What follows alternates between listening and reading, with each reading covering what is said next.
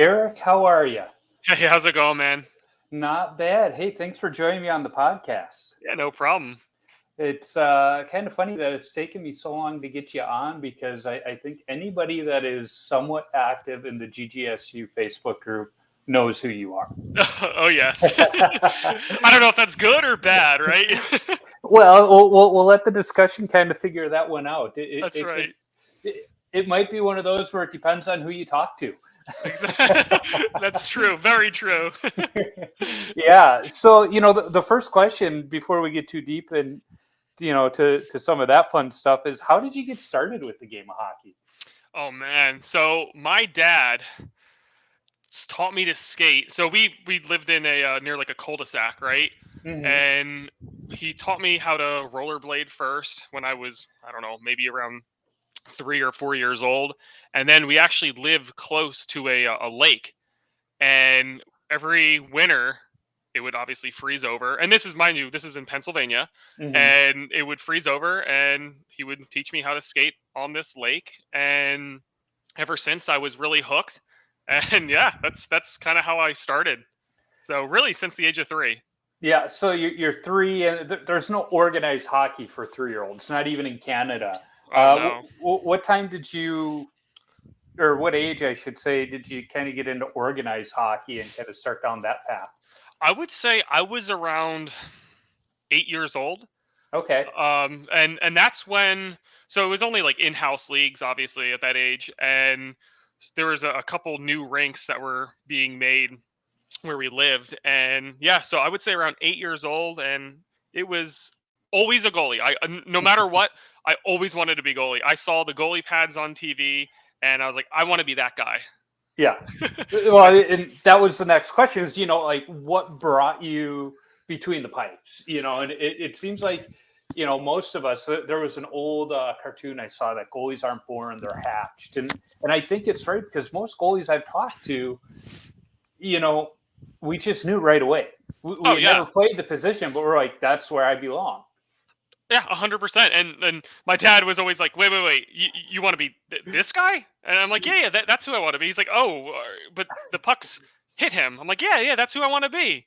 So he was flabbergasted, of course, because we have no goalies in the family, and I have an older brother who plays defense, and yeah, so the whole family really plays hockey. That's awesome. Yeah, because I mean, I've shared me growing up. My dad didn't play. He might play pond hockey. When they froze over in Chicago, but he Right. never played organized hockey or anything like that. None of my cousins played. Um, so I was the first hockey player in the family. In fact, I'm still the only hockey player in the Oh family, wow. depending on how you look at it. Okay. Because my son doesn't even play. So when I started, my dad was like, okay. But it was one of those that once I chose goalie, he was like, yeah, I think he kind of felt I would wind up that way because when I played baseball, I was a catcher. Again, it was the equipment. I liked Right. being a part of everything. And I blamed that on my dad because he was a catcher too. So it was like, well, Okay. dad, you kind of, I'm not going to say you pushed me behind the plate, but hearing you talk about it, kind of pushed me behind the plate. Exactly. Yeah, With I, but I blame oh, go dad. ahead. Sorry. No, Yeah, I and was my just saying dad, in a roundabout way, I blame him. yeah, and my dad, he still plays to this day. I think he is 67, so still That's awesome. plays. Yeah, well, here in Minnesota, we had the one fellow, Mr. Surdich, up in Duluth. He played until the week he died, and he was in his mid to late 90s. And he played Man, 2, 3 times a week. He had a glorious mustache or handlebar mustache. Um, yes. he was, I wouldn't say a state treasure. I would say he is a national treasure. And just, Oh yeah. just out there, love the game. And, but yeah, no, I think playing as we get older helps keep us young. Oh gosh, 100%. you know, there are some of the games though where I wake up. It's usually not the next morning. It's 2 days after the game. I'm like, why did I do that? Oh god. Yeah, I'm trusting in the same way now. Getting older. Yeah, it's not fun. So you start playing at a really young age. How did the game progress for you? Pennsylvania, I know they got a pretty good high school hockey scene. How did that go for you? So it went really, really well. And to be completely honest, I really wanted to play juniors, Hmm. and unfortunately, my dad lost his job at the time, so we were never able to get me into that sort of program. And after juniors and kind of aging out, I started to play college hockey, Hmm. and that's really where I always loved hockey, mind Yeah. you, but that's where I really said to myself, I'm like, I really, really love hockey. Like, I would love to somehow get a job, work in hockey, or do something in the hockey industry one day. And that's kind of where it took off. Where now you say college hockey? Where'd you go? So I played with Westchester University. So it's Okay. just ACHA, nothing special, nothing crazy. Just fun college hockey, amazing memories, Yep. um, great group of people, and just a fun time. Yeah. No, and I agree because when I played um, college hockey, it's not that I didn't love the game before, but it almost at that stage, some would say it becomes a little more businesslike in that it is everybody on the team is very focused. It's not just some of the guys where it's like, yeah, I play high school hockey. It is what it is. But I think once you get to college, everybody's got a little more added investment, and some Oh, guys get burnt out from it, and then there's other guys like us who are like, yeah, this is my cocaine right here. Give me more. exactly, exactly. And mind you, so I was taking a bunch of credits, obviously playing hockey every weekend, you're traveling. And then on top of Mhm. that, I was working at a job which involved hockey. So it was like hockey, hockey, hockey. It was just nonstop. And I was never, ever free. I was always doing something within hockey or working. So, Yeah. So yeah, I mean that was me. My summer times I spent working our hockey camp in the summer, and my campus job was Zamboni driver. So it was kind of the same thing. But what was your job in hockey in so college? I worked at, back then it was called Total Hockey, and now they Hmm. got bought out, Pure Hockey. So they Yeah. just opened up a store local to where I was, and I was the first employee because I was looking for a nice part-time job while going to school, and I was like the first person that they hired. I just walked in when it was under construction near like all the construction workers, and I was like, hey.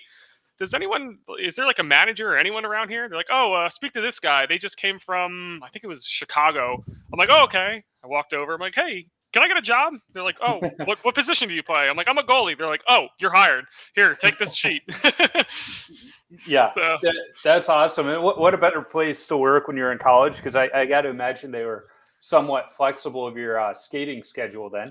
yeah, and honestly, they were really, really understanding. So, I would be able to like I forget exactly how the schedule worked, but Wednesdays at 4, I could come in for a couple hours, and I'd drive back to go practice, and then the next day I'd wake up early to go to work, and then I'd have school and class. It was just like it was insane. I was always on the run, always on the go. So I got to ask this question for all of us hockey players who are always going into the pro shops and just literally, the old term window shopping. Right. What is the one thing the average hockey player wouldn't think of when they walk into a hockey shop? Hmm.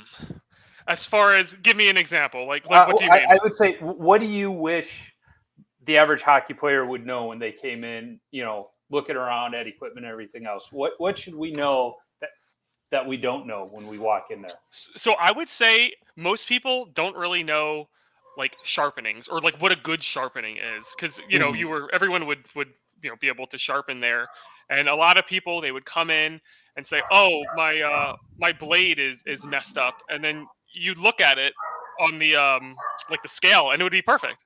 Mhm. So, and you'd be like, oh well, okay, you sharpen it up, and you show them, is this good? A little more to the left or a little to the right, but like the wheel would always be pretty much aligned. So yeah, I think most people and skaters, especially skaters, just didn't really understand sharpening. It was always kind of a funny little joke, inside joke for all the employees there.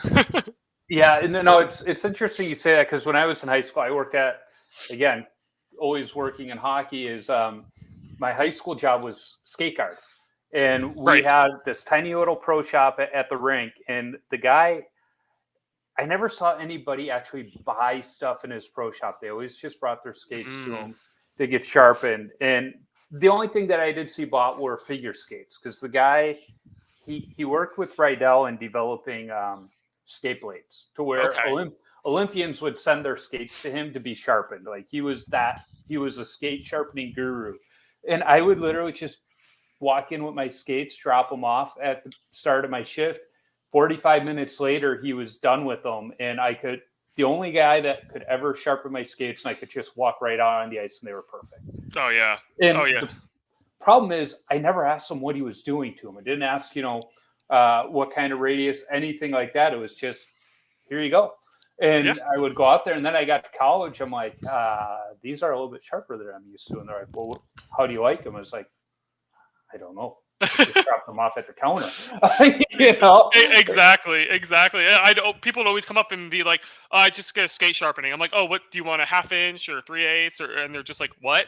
I'm like, oh, and they're like, could you explain it to me? And we had a chart, we'd be like, okay, well, 1/2 inch is this, 3/8 is this, and 5/8, and they'd always be like, look at you kind of perplexed and like, what the heck is this guy talking about? Yeah. Well, when I would take them to a little shop, in high school, you'd just go, do you want them sharp or dull? And Right. I'd be like, well, I don't have any practice or anything for a while, so I want them sharp because I'm just working Right. open skate. Okay, cool. And then if I was like, yeah, I got a game tomorrow, I want them dull. And he's like, okay. So I was like, I never knew. And then I got to college and they're asking me, and then I just decided, you know what? I got them where I like them. I'm just going to go until they're terrible. And that was kind of the habit I got in. Now I get them maybe once a year if I'm lucky. Oh man. But the place I take them to now, Strauss Skates here in the Twin Cities, like I think they're one of the oldest, if not the oldest, continuously operating pro shops in North America. Okay, And they have this really cool check-in system. They usually have like 3 guys sharpening at a time because they're always busy. And they have a nice little computer check-in where, it's like, all right, what radius do you want? And if you don't know, you click on the little question mark and they have diagrams and it's like boom, boom, boom. But once you've been there a couple of times, they have all of your old sharpenings, in there, and you can just say, yep, just like every other time, go that route. It's kind of nice. And that's half the reason I've started going there is I don't have to think about it. I can just go, yep, just like last time. It's like when I go to Sport Clips for my haircut, they go, okay, this is what you did last time. You want it again? Exactly. And the same thing, like Total Hockey, they at first they didn't really have that system, but then they started implementing it over like a year or two, so you say, oh, Bob Smith, right? Be like, okay, look you up. Oh, you had a 5/8 last time. Okay, yeah, same thing, sure. So it was just easy peasy. And we always had 2 guys working on the wheels, just always sharpening. It was just always busy, always. Yeah. There's something zen-like with sharpening skates too, because you really can't be thinking about anything else because you got to be paying attention to what you're doing. But even if you're not the one sharpening, I could just sit there all day listening to the skate being sharpened. There's something about that sound. Oh yeah. I love it. I mean, and actually sharpening skates is kind of therapeutic, at least for me. Like it was just, you would kind of it's almost like hockey to a sense. Like you kind of zone out, only focus on sharpening whoever skates it is, whether it's yours, your buddies, a customer, whatever. Just keep sharpening it and just completely focus on it, and then hand it back to them and be like, oh wait, okay, I get to do it again, right? The other skate. Yeah, I wish I could have turned off the vacuum, because that drone of the vacuum, in my opinion, took away from the sound of sharpening skates.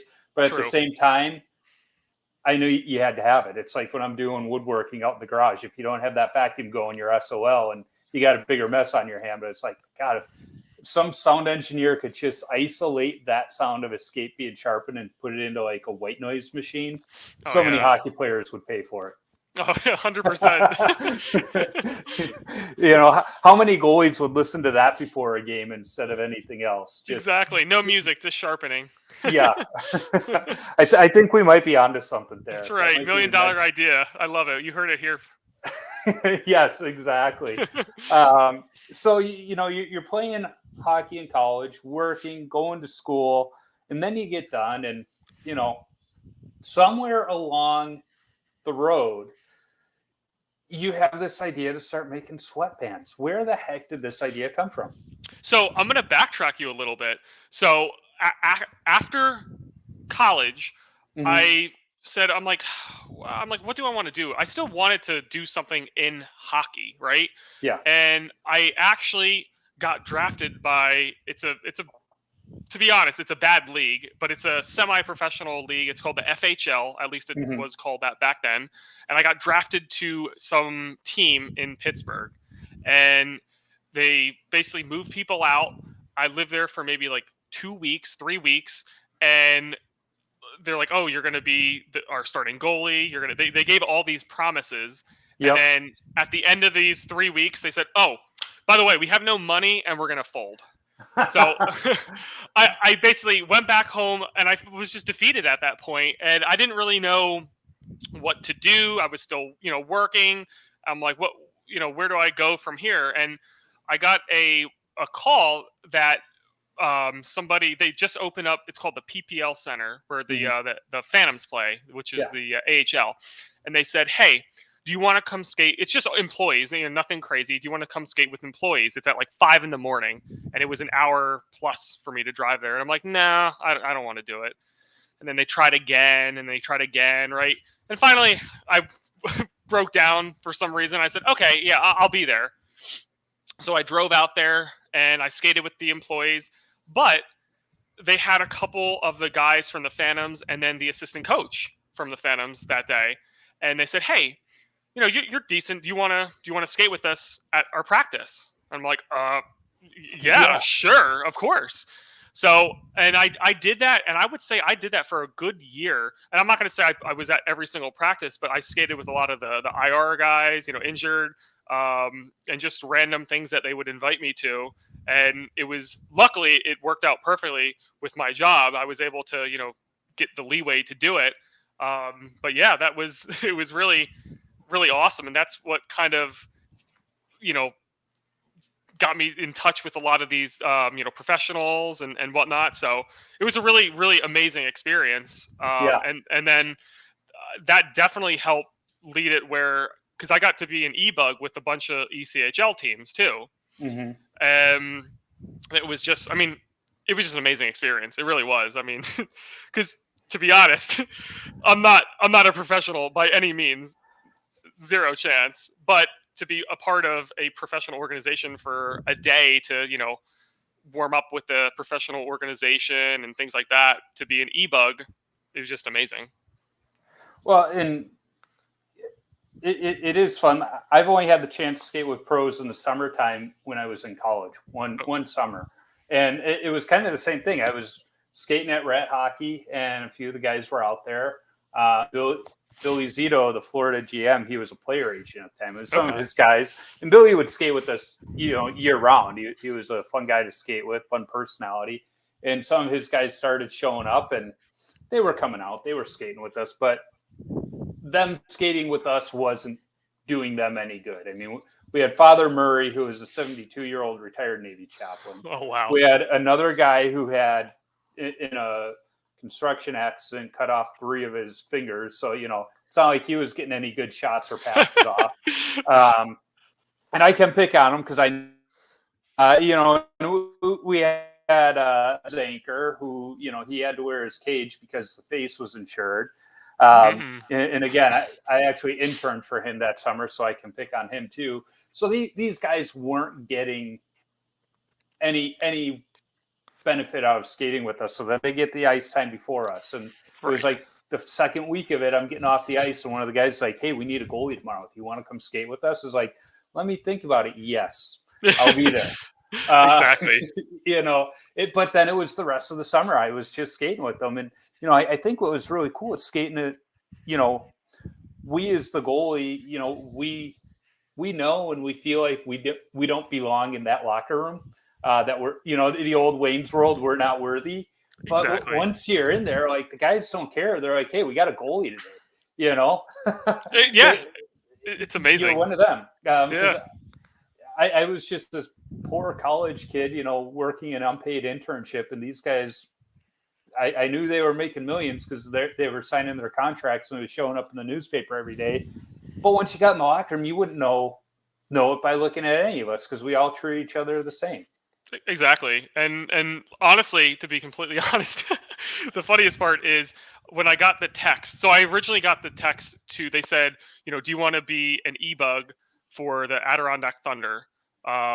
And first off, I'm just like, okay, like who is this? Because you would get, every goalie would get text or calls all the time and say, could you sub? Could you? And I'm like, okay, who is this? And I looked them up, and I'm like, there's no way. I'm like, okay. I'm like, yeah. What time tomorrow? Be there at practice at 10, and if you're, good, we'll sign you for that night. Or I forget exactly, how it was worded. And I'm like, okay. And I swear the entire time I'm like, I'm waiting for this person to be like, oh, by the way, Vogel, I'm just pranking you, right? I'm sorry. Yeah. Like I genuinely thought it was a prank up until the moment that I got to the stadium and like the security guard's like, oh, you're Eric Vogel, right? I'm like, yeah. So it was it was an amazing experience, and luckily I got to do it a lot of times. So it was always fun. I'm kicking myself because the Butte League is, the big off-season league here in Minnesota, and they have a morning skate. And problem is it's on the other side of town for me. So it's a good hour one way to get there. And twice this summer, I got the text, hey, I can't make it. Can you make the morning skate? And I'm like, son of a gun, this darn job of mine that puts food on the table is getting in the way. And I ran it by my boss the one time, and he's like, hey, do what you need to. I know you'll get the work done later in the day. But it was right in the middle of my big quarterly metric stuff where I was like, timing just wasn't good. Otherwise I would have, but I'm sure this coming off season that offer will be on the table still. There you go. So, you got to do it. You got to do it. Yeah. And the worst for me was, I tore my groin December 31st, 2019. Oof. And yeah, it was a very brutal 3 months to get back to a decent baseline. But within that 3 months, guess who contacted me? The Adirondack Thunder said, hey, we really need a goalie tonight. Can you please, we need a backup basically. And of course I was still 2 months into tearing, ripping my groin. I'm like, I can't, I couldn't risk it as much as I wanted to. So yeah, that was my last heartache with it. And I was like, oh boy. Yeah. So, when I was in college, I was a 4-year JV All-Star, as I like to joke. You never cracked the varsity lineup or anything like that, except for red-white games senior year. And it was my sophomore year. I'd been playing pretty well, practicing good, and varsity was just kind of crap in the bed. Right. And coaches were like, we're going to call Joe up. We're going to give him a shot. Might not start a game, but bring him into practice. We're going to give him, a week or two look, and all of that. I'm like, great. Wisdom teeth got infected to the point where I had to get on medication and had to have them pulled. And they're like, you can't even walk, yet alone skate, because you're so medicated.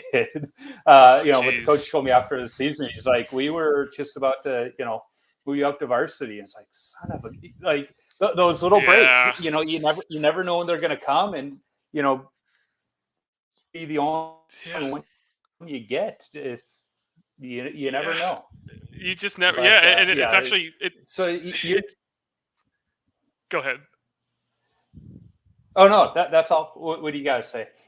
I was just gonna say, like, speaking of small little breaks, like, so when I think it was the Brampton Beast, when they came to Reading, that's where they would always have me e-bug. I'm not sure if it was them, it might have been another team, but don't quote me on it. But anyways, Craig Anderson got hit in the face with a tennis ball, and he hurt his face, and did the whole goalie jumble, and then it led to where they called me. So sometimes fate, it finds a way, right? Like, it just it was so. And you read about it on the news. I'm like, wait, Craig Anderson got hit in the face with the tennis ball. I'm like, oh, okay. And then I'm like, oh wait, right, they needed me because of this. I'm like, it's really weird. Yeah. It's just and really sort of a blessing, right? The guy on the big club, he gets hurt. Yeah, but it is funny because that guy on the big club gets hurt, so now they got to pull somebody from the AHL, and because the AHL is short, now the ECHL, it is that that chain reaction. And then they have to go find some bum, and then here I am. I'm ready. Exactly. So throughout all of this, somewhere along the way, you decide, you know what, I want to start sewing, I want to start playing with fabric, and you start making sweatbands. Like, how did that all start? So I worked. So through this whole time, I basically worked in the hockey industry. I was working, part time at Total Hockey, which was now Pure Hockey, and then I worked at the the one company which was awful, Monster Hockey. But I was working throughout my whole life within hockey. So a lot of the people and I guess contacts that I made, I started coming up with more and more ideas and saying, huh, this might work. And to be honest, I don't know how I thought of a bamboo sweatband. I really don't. But I had it a seamstress, my seamstress, now she made an example and I'm like, this is, do this. And she said, okay. I used it at an open hockey. Of course, you have no defense, so you're going to sweat a lot. And after I got off the ice, I almost had tears in my eyes because I'm like, this is going to be huge. It works amazing. Mm-hmm. It works absolutely incredible. So that's how it kind of all really started. So, Just luck, really. so you get off the ice, you're feeling pretty good about it. It's one thing to come up with an idea, improve it. It's another thing to bring it to market and have it take off. Exactly. How did that come about for you? So I guess I'll backtrack a little bit. So I always, obviously, skating really almost every single day. There was no good sweatband on the market, and I tried really everything. And they had, the terry cloth, which was just basically nothing. And then I tried and nothing against the ShamWow people, but I tried it and it never worked and lasted long for me. Right. So I wanted to come up with something new, but to get it to actually out to market, it was a big hurdle and a big step because, first off, I didn't really know what to do. I was just kind of playing around with the idea, and I did so many tests. I did water test. I did, this test. I washed it, 5,000 times. Just so many things before I knew 100% that this thing was going to be great.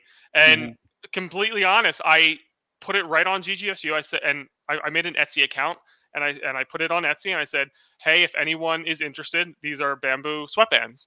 And I didn't really have too much interest at first. I had a couple sales here and there. But what really took off was after they bought it and they used it, and then they said, wait, wow, this is actually really, really good. And that's what really, since that day, it has taken off from 0 to 1,000 in a very small period of time. Yes, and I have to admit, because I'm a cheap SOB, I have not bought one yet, but I keep meaning to. So eventually, you'll get an order from me. I just need to stop being cheap. There you go. Problem is, my mask came with two of the bands, and I just swap them out each time I go on the ice. But it's like, I don't know, it's getting old, and it starts to get kind of dried out, so it starts scratching the forehead a little bit. So I'm due for a new one. So I know when I finally break down, I'm gonna get one. I promise it's gonna be from you. But if anybody follows the GGSU Facebook group, they know that they can request art to accompany yes. their bamboo orders. How the heck did that start? So I would always get, so it actually started, so when I worked at Monster Hockey, right, people would always say, oh, can Vogel draw googly eyes, or can Vogel say something mean to me, and I'm, it's most of the time it's people that I have no idea, and like I don't know how far to push it. I'm like, what do I say to this guy? Like I don't know, or what do I draw? So one of my friends on GGSU bought it, and everyone knows Steven Schaefer. He's one of my best friends. I love the guy. He's great. And one of my friends bought it, and I'm like, oh, I'm gonna draw Schaefer, but just naked, like a naked Schaefer. And for whatever reason, they when they got it, they laughed so hard. They posted it on GGSU, and everyone then started buying it and wanted a picture of naked Schaefer. And I'm like, oh my gosh, please, I'm gonna get carpal tunnel, people. So, but yeah, it was amazing. And some of the requests, and I still get it obviously to this day, are so bizarre and so funny that I usually I show my fiance. I'm always like, oh, come look at this one. She'll read it and she's like, what the heck? I'm like, I don't know what to do. I don't know how to draw this, but I'm just gonna give it a go. I mean, some of them you probably looked at and go, "This person is disturbed. Maybe I'll just Right. give them a refund." Exactly. There's some really, really funny ones. Like, oh, I can't even begin to tell you.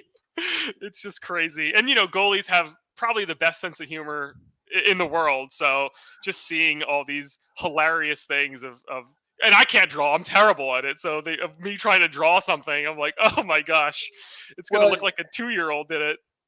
that I think that's what makes it better, because the fact that you're not a classically trained artist, we'll say, it's almost like it's your own genre now. Right. It's a funny Purposely bad. juvenile type. Yeah, I know what you mean. I get it. Yeah, it's your own genre.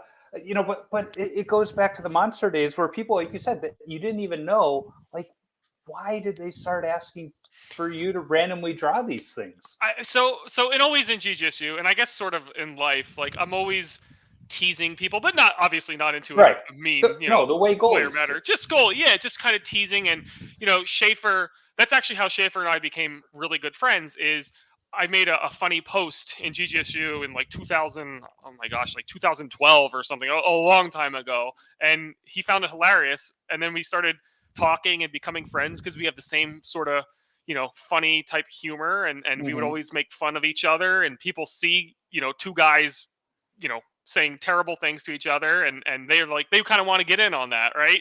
Yep. So they they yeah, that's how it kind of all started, just from Schaefer and I just being mean to each other online. So Well, if anything, it's probably helped sales, because people want the art, and it's I work in marketing, so that's the kind of marketing you can't come up with. Um, yes, it's incredible. I spent $0 in my entire Vogel hockey career, if you want to call it that, and on marketing, and it's been absolutely incredible with the outpouring of drawings of naked Schaefers. So there's things that could be said off that's of that right. comment, but I'll That's keep right. them to myself. That's right. So naked Schaefer's made you quite a bit of money, Right. and through that, and through word of mouth, and people sharing the stuff on GGSU, you now have pro goalies wearing your sweatband. Like it is the sweatband to have for goalies. Like that first pro order, how did that happen? And were you like, Oh, what's going on? yeah, it was incredible. So it was I guess I won't name names, but he still is in GGSU, and he saw my one of the Hmm. posts, and he messaged me. He said, "Hey, I want to buy some. Where do I buy it?" And I'm like, "Oh wow, hey, thanks for contacting me." And I directed him to this site. I'm like, "Here, if you want that, please let me know." And he said, "Okay." Hmm. So he bought some, and priority mail shipping. So 2 days, he got in 2 days, and then he used it. On the third day, he messaged me back and said, "These things are the best sweatband I've ever used." He's like, "I'm never gonna buy another sweatband." The next day, I get an order from the organization that the NHL team that he was with at the Hmm. time, and yeah, it's been really growing ever since. And it's not only the NHL, it's the AHL, the ECHL. Think of every pro level league in Europe. I know a lot of Hmm. people use it. Some goalies in the Olympics used it. I mean, it's been. I mean, I going back 2 years. If you said, "Hey, Eric, NHL, an NHL goalie is going to use your product," I would have been like, "What?" It happened really so fast, Yeah. and really growing to a point where I'm like, oh my gosh. And even just now, just before, this interview, podcast, I went to the post office twice today. It's just like, it's incredible. So it's a full-time job. It's a full-time Well, job. and it's one of those things where, you get that first guy that likes it. He goes to his equipment guy and he's like, hey, I need more of these. And then the other goalies on the team like it. They start talking. Now the equipment guy is talking to visiting team. It's one of those things. Once those NHL equipment managers like something, they start talking. Oh yeah. Yeah. It's going to go. They definitely do. And and remember, it's just really me doing it. I have a team of seamstresses, which is Mhm. all located in Pennsylvania, all made in America, and they do it. And I'm one man. I pack every single order. I email every single person. I'm a one man show. I do it all. And some days I'm like, maybe I should get some help. But other days I'm like, you know what? I love this, and no one's gonna do what I do, and because it's really my baby, right? Right. Yep. So I put 110% effort into it, and every single waking moment of my day is dedicated to you know packing my product, so, selling it, and helping people with that. So, and we've donated to multiple times. I would say this is, I think, our third or fourth year. I think it's a third year of donated to October Saves, which Yep. is a really huge organization. For Yeah. their cancer research, which I love doing. We have promotions I don't want to say every month, but a lot of months. So like this month is Hockey Fights Cancer, so we have purple sweatbands dedicated for November. We just have so many different you know things and donations that we like helping with. Yeah. And it feels, I like, and yeah, I know it's cliche and whatever, but I always liked helping someone in my life. It just, if I am able to, I will try and help an organization or a person. Yeah. Um, My wife and I were talking about that today at lunch, where it's like, if there's many different ways we can give back. Sometimes it's with our time. Sometimes it's with our money. In your case, it's with your product. right. There's different ways, and I think that's what sets good people apart from okay people. Is the good people, they find the ways wherever they can, Exactly. to do it. And so, like, another example is, I think it was 2 years ago, a person in GGSU, he had some sort of, I don't know if it was brain cancer, but something, some sort of cancer, and he needed a new helmet, and he needed really a lot of new gear. And so how I have it set is, so every pink sweatband or purple sweatband or blue or whatever sweatband, $2 of that. So for example, it's $20 for a single pack. $2 of that is going to go to an organization or a person or whatever to help them. Hmm. And someone in GGSU, like I said, he had some sort of cancer, and a lot of the money for the what was it, the Hockey Fights Cancer, the purple sweatbands, I just sent it all to him, and he was so appreciative, and there was a big outpouring of other people wanting to donate, to help this Yeah. person. And Yeah. it just, so it all stems, one good deed usually leads to 1,000 more. So it's just really wonderful to see. And I know GGSU sometimes gets a bad rap. They say, oh, these guys are clowns, or they chirp each other so much. But if someone is Yeah. actually in need in that group, there is so many people that will go to bat and really help you. Yeah, and that's one of the reasons I like following that group. Is it is full of clowns, Right. Exactly. they go back and forth, but to your point, when somebody is in need or has questions, there's always honest answers. Somebody's got a question about gear or technique, people are going to be honest. They're going to try and help them out. And like in that case, if there's a medical need or something, the community, and I think sometimes that term gets overused, but the GGSU and the goalies, it really is a community, and they band together and they take care of each other. Oh yeah, 100%. And it's just, it's really nice to see. And I mean, even going back to, I could think of like so many different examples every single year where, they've banded together and helped somebody. Hmm. It's really nice to see. And yes, like you said, we are definitely a lot of clowns and a lot of idiots and whatnot. But at the end of the day, there's a lot of good people, and they really do a lot for the community. Yeah, it's kind of funny. You can always tell when somebody joins the group and doesn't quite understand or doesn't have a Oh, personality because oh they get gosh. offended right away and they're like, that's it, I'm out. And it's like, well, Yeah. you didn't get the point. Right, right. Like, And there's trust me, there's over the years. I mean, because I've been there for yeah, a long, long time, and yeah, we've really seen it all from people, you know, getting really offended to scams to, like, we've seen it all. yep, And there's been some downs and lows, but I would say majority of it has been highs. And it's, think of a group where there's a lot of pro goalies, or any yep, professional player on Facebook, right? And yeah, they look at it, and I mean, that's how I got my sweatbands into the NHL, right? yeah. Because of GGSU. Well, So and I can't say for certain because I'm not the pro goalies in the group, but it seems like people kind of respect the fact that, like, hey, they're in this closed group. Let's not harass these guys and try and become their best friend on Facebook and everything, because exactly. there's a couple of them, and even with this podcast, it's been tempting for me to reach out and be like, hey guys, you want to be on? But it's like, no, that it's almost like it's their safe space, and we respect that.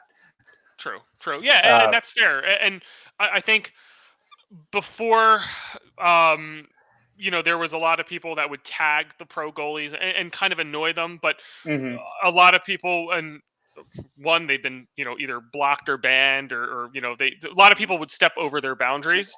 Right. But for the most part, I mean, the pros, they're there. People know that they're there, and we kind of live in a sort of like harmony, right?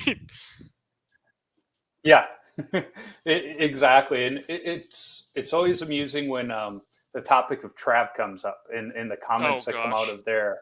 Oh god. Um, yeah, we won't Don't even open that can of worms, but it's Yeah. always amusing. I guess what I can say about him is what I was talking to Sam from the Puck Stops here last week. Is I think when Trav started his channel, it was actually really good. Yes. He was charting his journey, but then he got an ego and thought Mm, he was better than he was. yes. Whereas I think most of us goalies, we all know our true talents. I mean, I go by washed up goalie because that's how I see myself. And some Right. people are like, "You're better than you give yourself credit for." I'm like, "But am I? Am I really?" Exactly. Just because I'm better than you doesn't mean I'm good. Right, exactly. And like, I know I suck. Am I a pro? There's zero Yeah, chance I'm a pro. But did yeah, I get lucky? Yes. Am I blessed? 100%. So yeah. there's that. But yeah, as far as him, like, do I have anything against the guy? Like, I'm not going to be friends with him, but yeah, I just, his ego is too much for me. I don't want that. And to be completely honest, there's a lot of negative things that surround him, and I want zero part of those. So Yeah, nope, I'm out. yeah, but like I said, when he started his channel, I thought it was actually really good. And I was kind of bummed to see him stray down a different path. Right, Um, right, and I but agree with you because initially it was more so about pro goalies and videos and whatnot, but then it started being more an egocentric type yep, videos about him. And nothing against him, but I don't want to see that. I want to see the professional goalies. I like, So and, basically, yeah, the first videos were the better ones. yeah, and you know what the other nice thing we can say about him is he's got some pretty good cinematography skills. I do like some of the stuff he does Oh, from a 100%. cinematography, but it's like, oh, geez.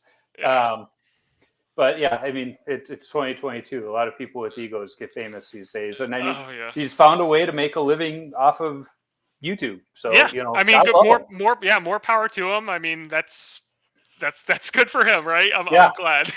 yeah. All right, we digress. So that's not why we came here to talk. Right. We came to talk goaltending and sweatbands and naked chafers. That's right. That's right. Yeah. Stay to the topic of naked Schaefer. Come on.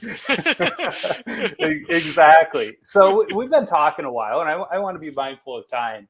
I end every episode with a list of 10 questions. Sure. They're the same 10 questions I've asked every single guest. And Sure. I think this is what, episode like 97 or something now. So, from Stanley Cup winners to Bantam goalies. And the first one is, what's the craziest coaching moment from your playing days where, a coach just lost it? Oh my gosh. You're from Pennsylvania, so I mean. Yeah. Okay. I mean, personally, for my own Westchester University coach, we lost. I think it was 8-2 or 8-3. And I don't think I've ever been so, I don't want to say abused, but verbally attacked in my entire life. So yeah, he was not happy, and not just me, the entire team. He was and he was like a really like even keeled like guy. Like he was really like mellow, but I've never seen this guy that mad. So yeah, after an 8-2 or 8-3 loss, yeah, it was a rough one for everyone. Those are always fun when the level-headed coach just he's had enough. It was shocking. He lets you know. Yeah, it was shocking. I mean, when someone's like really like usually pretty quiet and like easy like temperament, and then all of a sudden it switches, you're like, okay, I'm out. I'll never forget. It was my junior year, because that was a weird year for me because I was an RA in an all-guys freshman dorm. And several of my teammates lived in that dorm. So it was like, I'm your RA, but I'm also your teammate. So we had an understanding. It was kind of like on Mystery Alaska. When we're in the locker room, I am no longer your RA. Exactly. Because they were like, what can we be saying? What can't we be saying? It's like, don't worry about it when we're in the locker room. Exactly. But one of the kids, they had gone to one of the strip clubs the night before, and Nice. This kid went home with a cougar. Oh. Yeah, and so he was skating with the varsity team that day for some reason, and some of his buddies snuck into the varsity locker room while they were on the ice, and because we always skated right after them, so they're on the ice and they put up all these pictures around the locker room with this kid's face on it, and some headlines. And apparently practice didn't go well. And our varsity coach, he was a very, like your coach, very quiet guy. He got his doctorate from Harvard in psychology. So when Coach O talked, you listen. Right.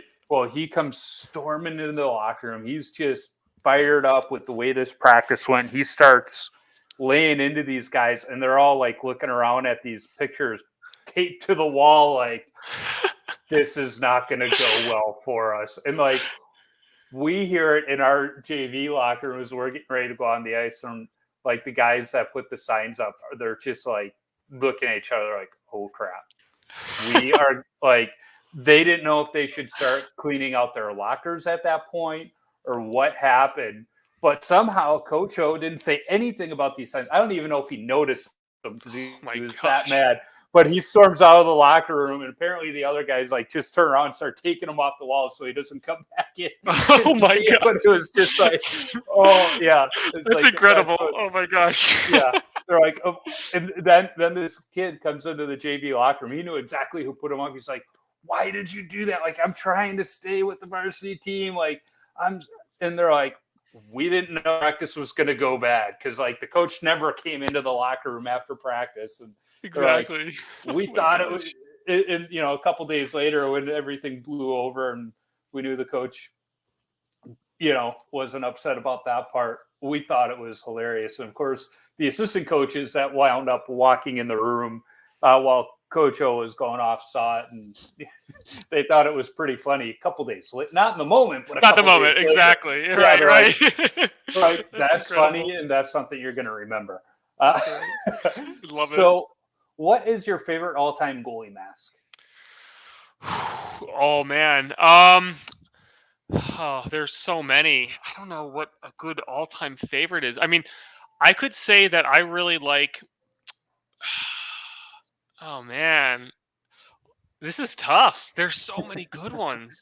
There This are. is this is really tough. Oh, I mean, just to I guess to put it, no, I can't say that one because yeah, like for example, I was gonna say I love Carter Hart's mask a couple years ago, which was done by Franny Drummond, and he's a Mhm. local person in Philadelphia. Like I love.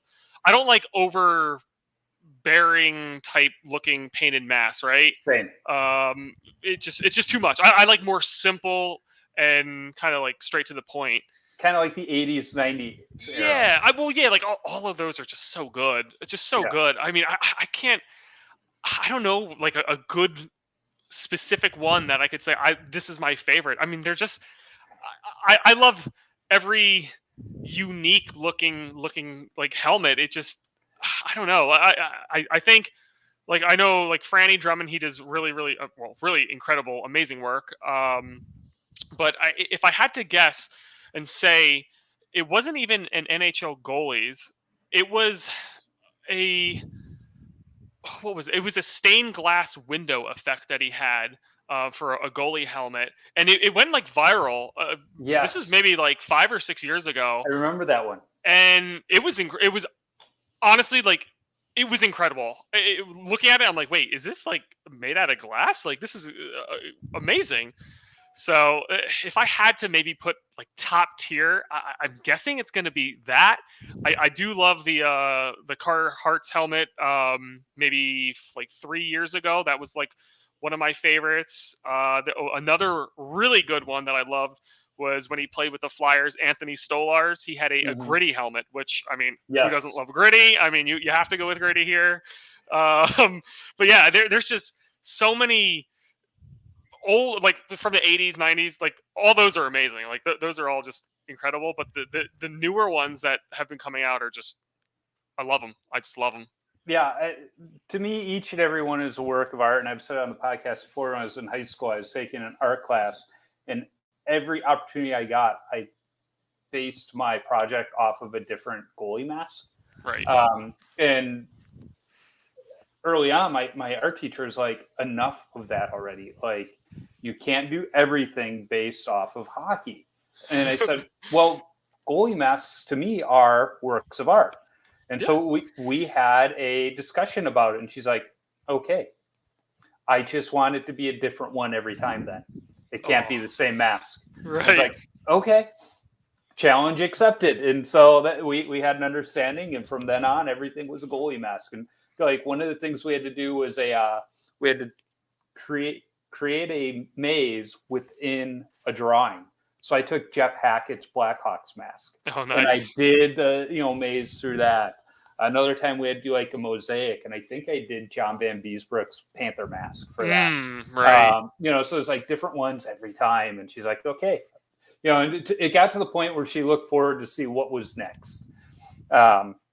So the next question: what's your favorite rink that you've played at? I would say, man, I would say probably the PPL Center or maybe the Wells Fargo Center.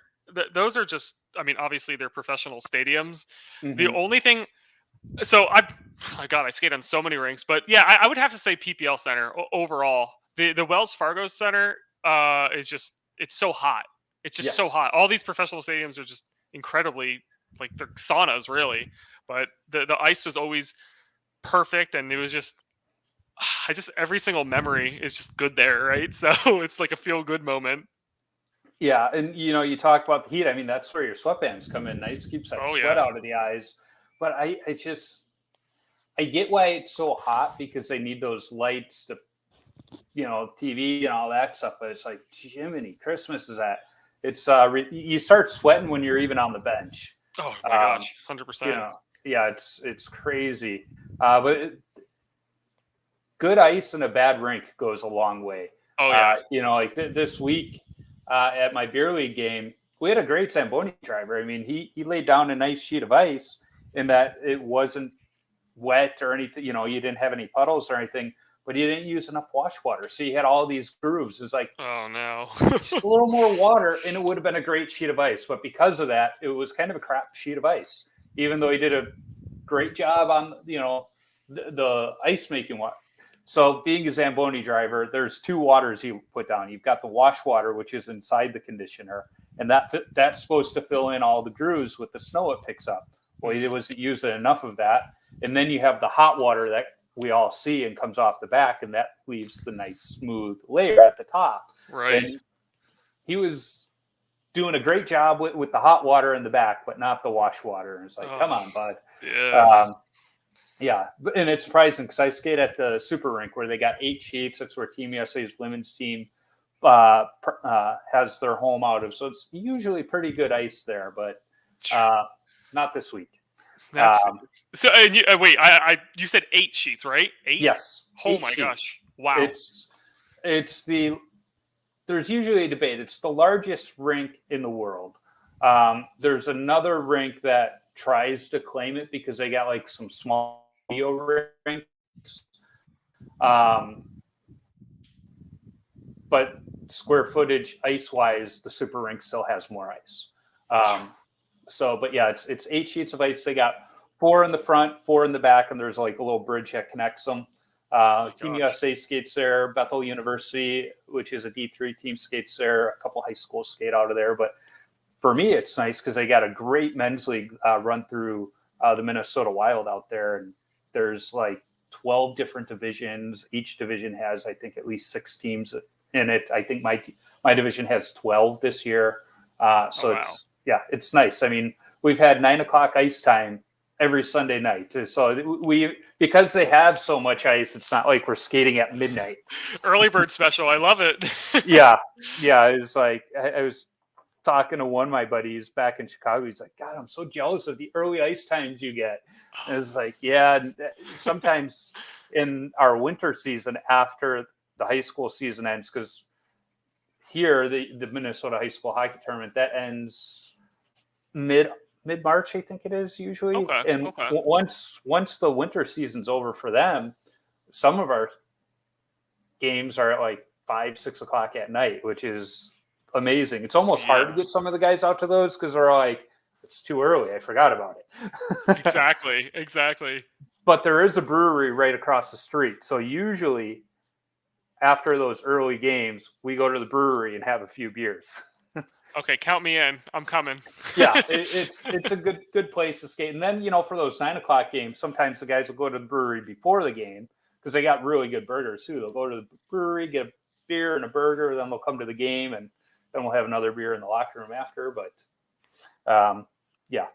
So what is your favorite stick that you've used? My favorite stick, it would be the oh man, I'm trying to think. Is it the Bauer? It's definitely a Bauer. Like, I love Bauer. So I would get them normally from my one buddy. He works at Migray, and he would get all like the pro stock stuff. And one of the sticks, it was a Rob Zepp stick. I don't remember what Bauer it was, but it was I loved it. Maybe it was a Bauer S, if that was even a thing back then.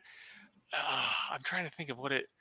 I don't remember the terminology of it, but it was a Bauer, and it was Rob Zepp. He played with the Flyers like very briefly, and yeah, I love those sticks for whatever reason. The curve, just everything. It was amazing. I mean, obviously, I've really only used composite sticks, so that's what it was, and I love it. Yeah, Rob Zepp. There's a name out of the archives too. That's one I haven't heard in a long time. Hope he's doing well. Yeah. Hopefully you still got a few of those sticks laying around too. I love them. Yeah.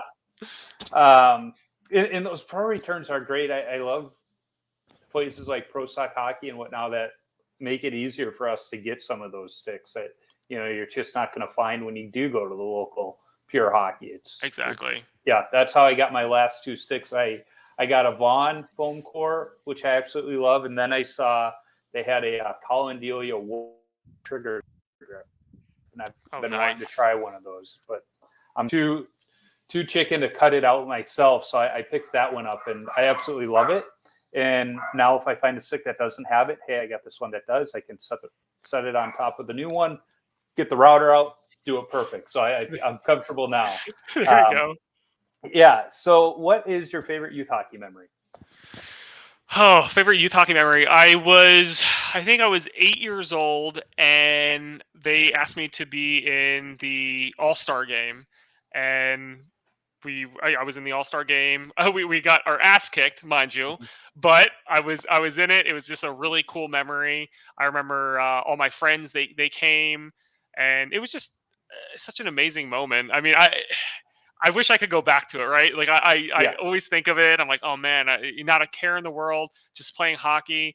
I'm a tiny little goalie, 8 years old, skating. It just it makes me miss it, right? Yep. No, it got it. It's fun hearing stories like that because I forgot my second year skating. I was a peewee, and I was playing house league at that point. But our house league was like three different associations had like 3 or 4 teams, and we just played those teams. Right. And they had an all-star game where each association put together an all-star team. I almost forgot that I had played on that, but Yes. like you, like we got destroyed, but it was fun. And then in Illinois, the AHI, the governing body for hockey in Illinois, they had a all-star skills challenge for all of the associations whose players were chosen as all-stars. So we got to go up to one of the rinks on the north side. Couldn't use a locker room because there were hundreds of kids there, cycling in and out. And it was like this cool little all-star skills challenge, and you got a plaque. And it's like, I forgot about that, but I still remember going up there with my teammate Robbie Borman, and doing all this stuff, and just thinking you're the coolest, best player on your team, getting to do this. Exactly. Yeah. I miss it, man. Yeah. The old saying, youth is wasted on the young. Exactly. So what this is going to be a fun one, especially because of the GGSU group. What is the best chirp you've heard on the ice, off the ice, directed at you, not directed at you? Oh my god. Yikes.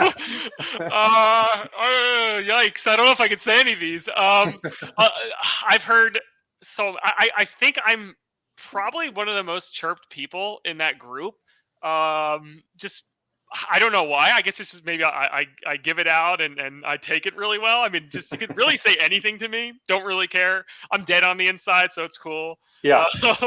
So it doesn't really matter to me. I don't know. I mean, really any chirp between Steven Schaefer and myself, we will say things to each other that are I don't even want to repeat, just very bad, and it's not good, but it's only in love and good fun, right? Yeah. Like it's never to cyberbully or be mean. It's always just all for fun, Right.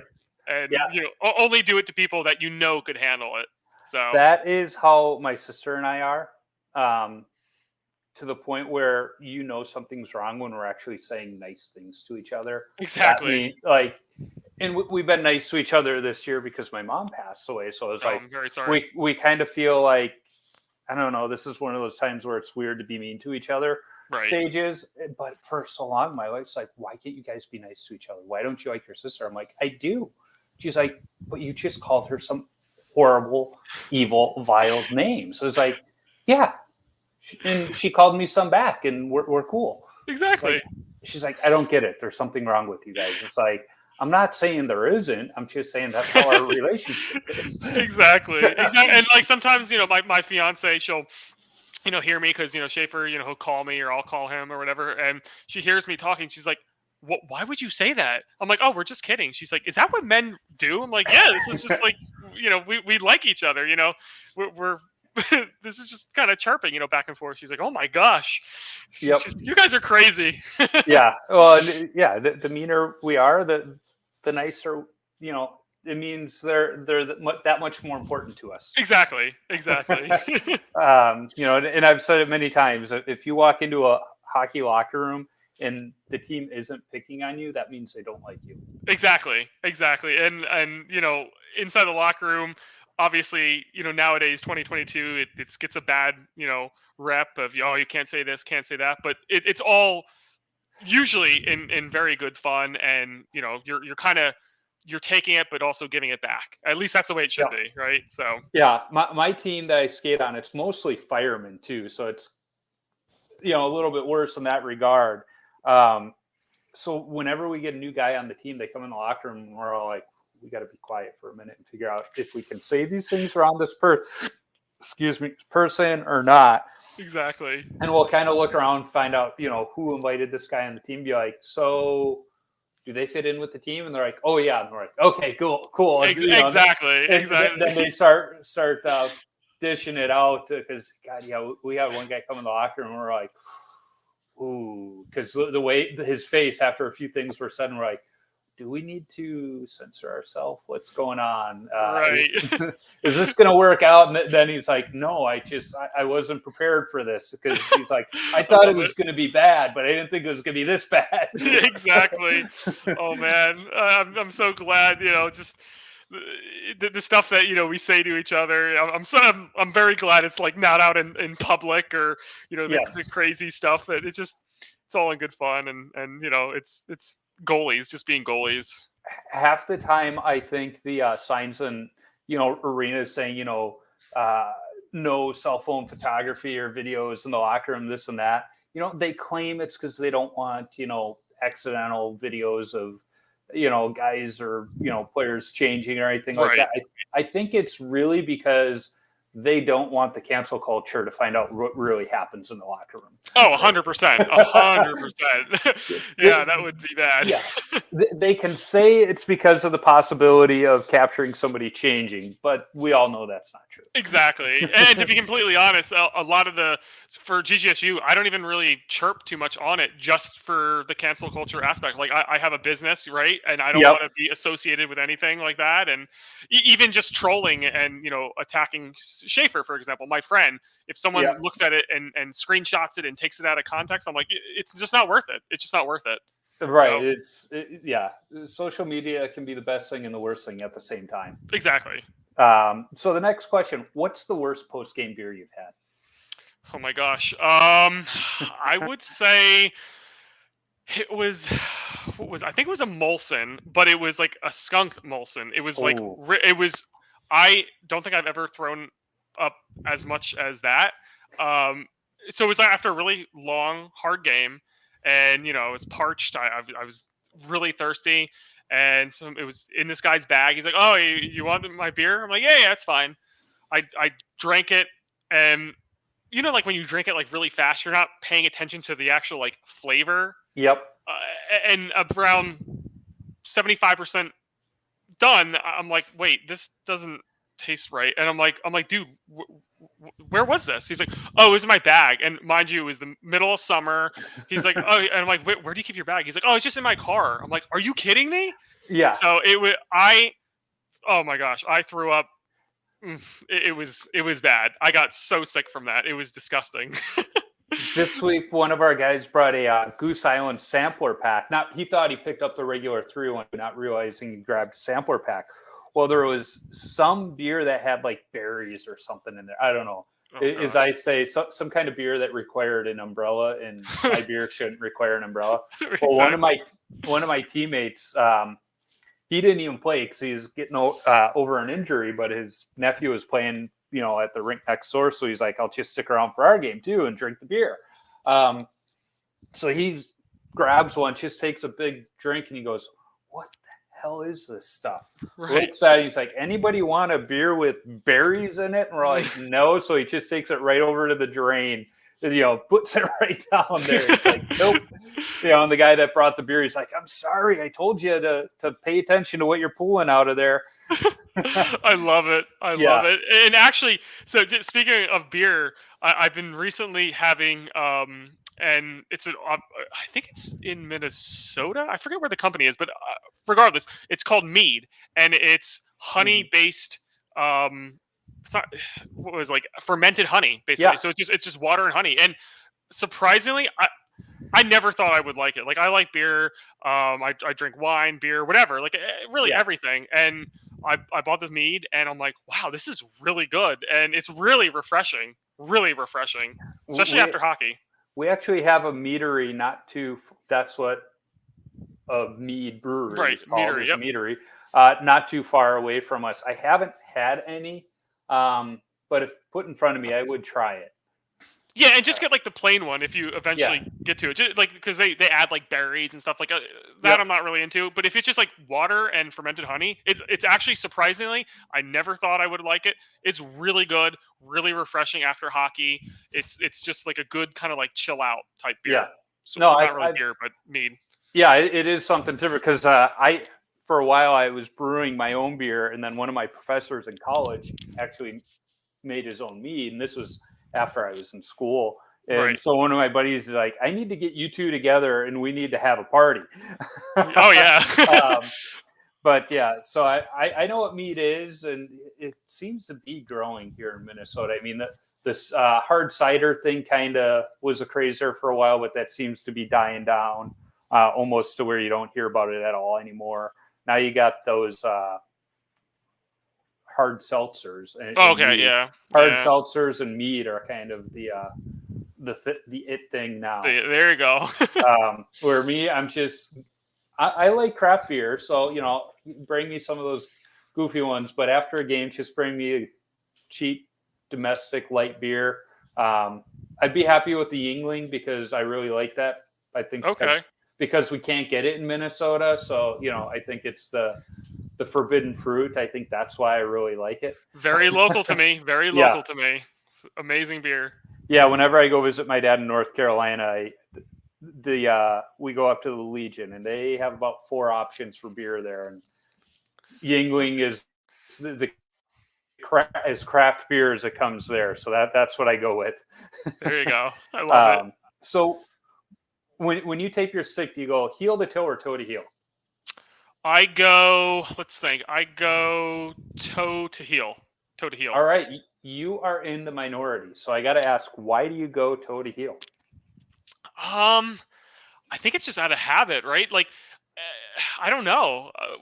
Why does anyone do anything, right? Like I put my pad on and my skate left to right, and then I do it toe to heel. Yeah, I don't know why I do it actually that way. It's kind of weird. I guess I'm a weirdo. Well, knowing you do that, have you ever taped up beyond the heel?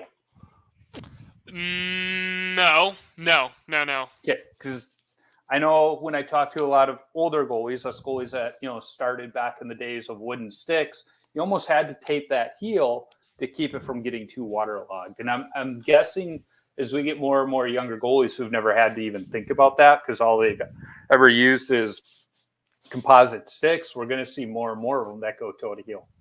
That's just my assumption. That's fair. That's fair. Well, why I do it, I have no idea. I just always have it.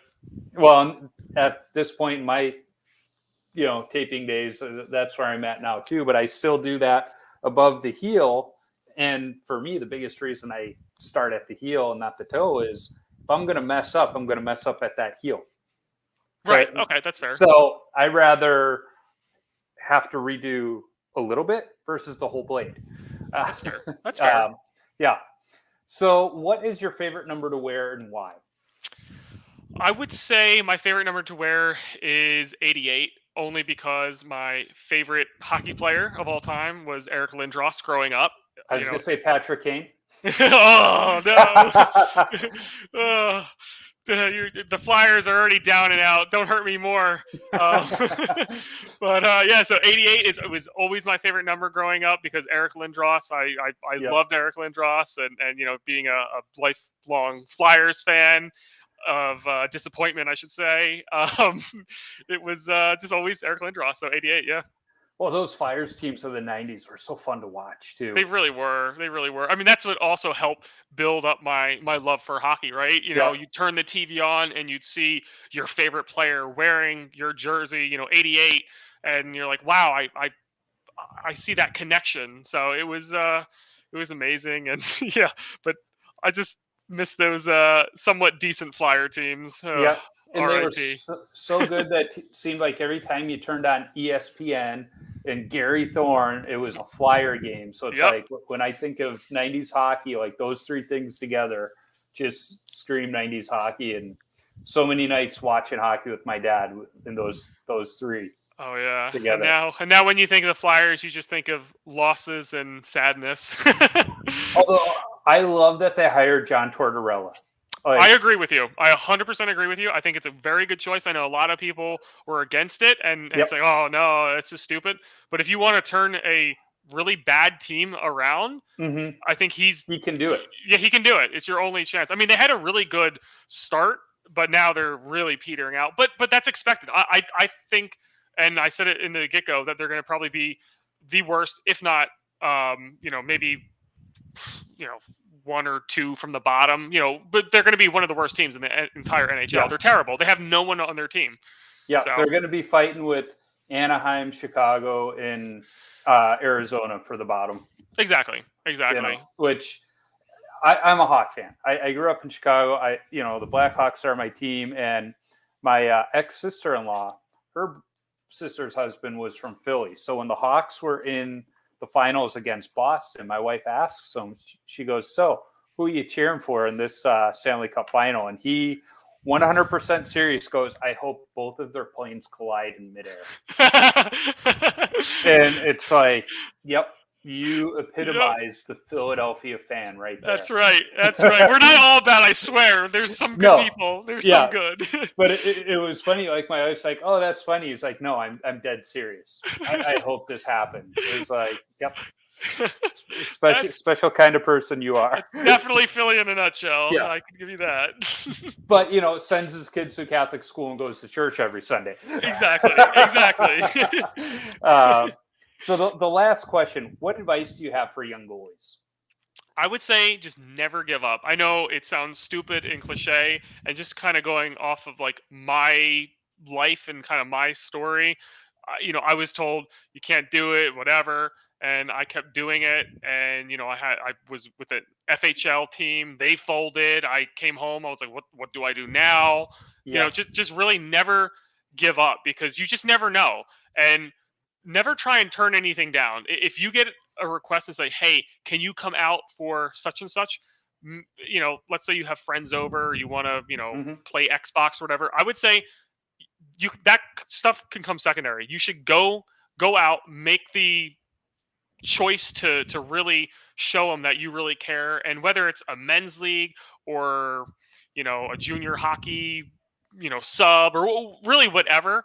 I think going and doing is better than not doing it because in 50 years time, right, let's say I'm 80 years old, I'm so glad that I don't have any regrets as far as hockey where, oh yeah, man, I wish I should have done this or I should have done this, or I could say to my children one day or grandchildren, whatever, and say, I'm not a professional, but I was able to be an e-bug in a professional league.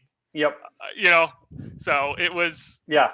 you just never really give up. And like I said, it's cliche, but you just never know because life is very weird. And I got very lucky and I'm very blessed.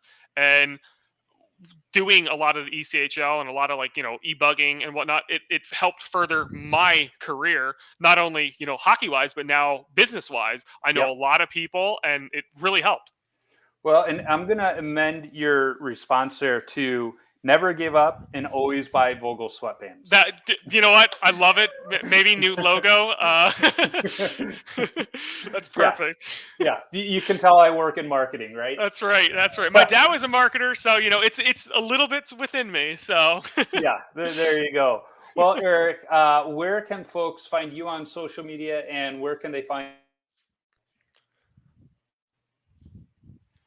oh, I think I lost you.